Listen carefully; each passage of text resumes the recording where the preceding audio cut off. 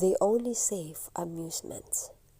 They shall be abundantly satisfied with the fatness of thy house, and thou shalt make them drink of the river of thy pleasures.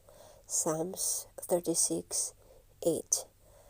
The enemy seeks in many ways to draw our minds from the study of the Word.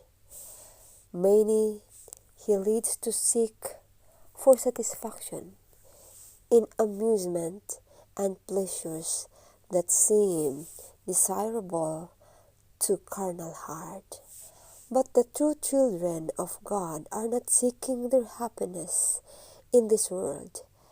They seek for the lasting joys of a home in the eternal city, where Christ dwells, and where the redeemed shall receive the rewards of obedience to the requirements of God. These do not desire the transitory cheap amusement of this life, but the enduring bliss of heaven.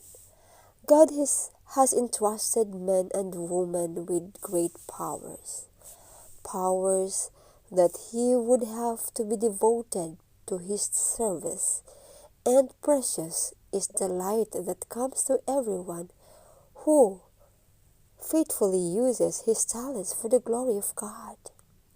We should endeavor to have our minds in that condition where we can receive the impressions of the Holy Spirit, but they cannot receive increased light who allow their thoughts to run constantly upon frivolous things.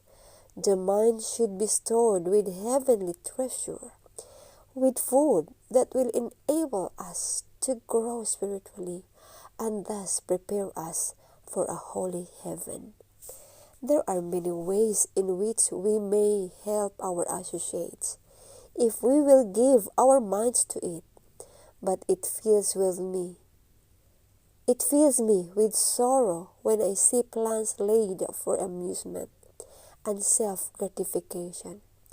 As these occupy the mind, there is no opportunity for the precious truth of God to take possession of the soul. When I see those whose interests are given to the amusement of the world, how I wish that they might be converted. They would see where they could help others instead of devoting their time and energy to self-gratification. They would find opportunity for speaking words that would encourage and would bring light and joy to souls in need of such help. Manuscript 51:19-12. The only safe amusement and such as will not banish serious and religious thoughts. The only safe place of resort are those to which we can take Jesus in us. The Review and Herald, November 6, 1883. From Our High Calling, page 284.